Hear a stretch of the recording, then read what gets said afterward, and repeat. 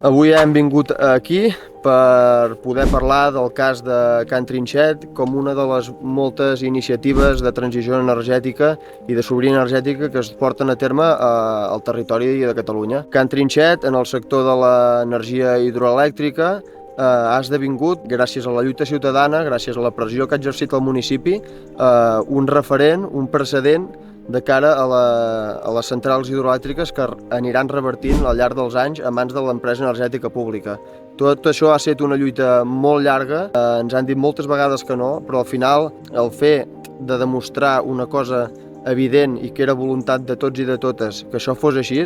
ha fet que des de l'administració no es poguessin negar a parlar, a posar sobre la taula el que nosaltres plantejàvem, i al final hem aconseguit que es revertís a mans públiques aquesta central. Ara l'objectiu és que en reverteixin moltes altres i puguin seguir el precedent de Sant Quirze de Besora.